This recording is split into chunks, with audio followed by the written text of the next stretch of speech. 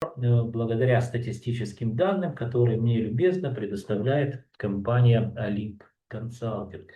Итак, друзья, перед вами карта Донецко-Приднепровского региона, куда входят три крупных областных, не три, а четыре входило до войны крупных областных города-центра. Сегодня мы говорим о городе Днепр, бывший Днепропетровск. Давайте очень кратко пройдемся по легенде карты. Это сводные данные, которые характеризуют состояние рынка недвижимости на конец января 2026 года. Видите, да?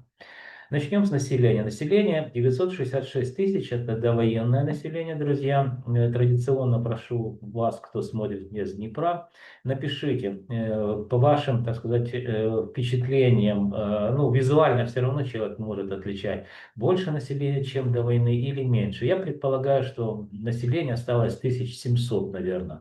Почему предполагаю, что 1700? Потому что в конце видео, досмотрите, мы будем говорить о людском капитале, а точнее о количестве людей, которые проживают в Украине. Посчитаем все, так сказать, потери, которые людские потери, людской капитал, который никогда не вернется по разным причинам в Украину. То, в общем-то, я думаю, что в больших городах-миллионниках, город Днепр не исключение, население поубавилось достаточно сильно. Я думаю, 1700 сейчас. Ну, кто с Днепра меня смотрит, напишите, друзья, буду вам признателен. Количество предложений на рынке жилой недвижимости, это первичный и вторичный рынок, также, друзья, сократилось на 1,3%. Но это связано, друзья, с тем, что электричество в розетках отсутствует интернет. Ну и, соответственно, сейчас же все, так сказать, вот эти предложения, которые мы видим, они публикуются через интернет на веб-сайтах всевозможных платформах, интернет-порталах и так далее. Поэтому, естественно, у людей просто нет возможности выставлять для продажи свою недвижимость. Почему? Потому что банально отсутствует электричество в розетке. Да?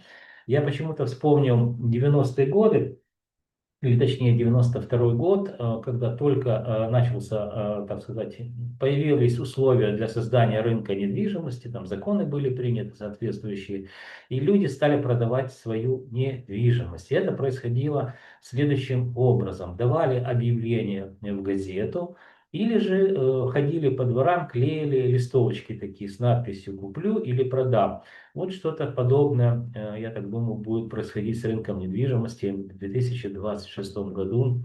Ну, не только в Днепре, понятно, что в Украине. Дальше, друзья, социальное жилье. Буду говорить только в процентном соотношении.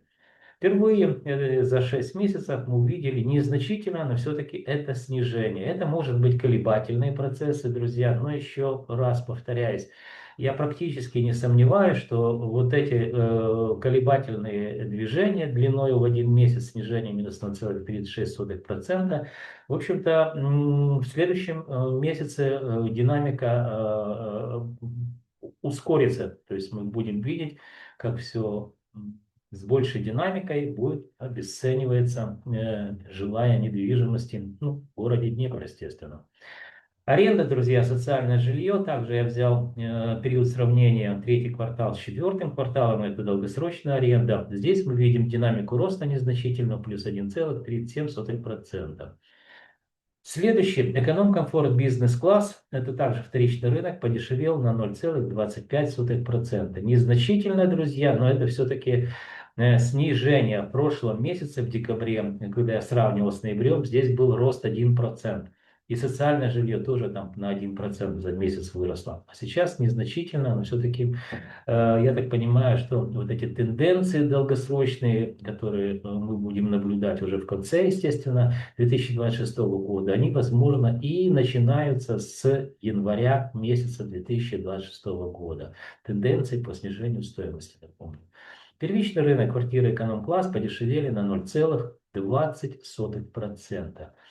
Первичный рынок комфорт бизнес-класс. Здесь мы видим еще продолжается динамика роста незначительно, плюс 0,09%. Ну и первичный рынок элитный класс подешевел на 0,08%.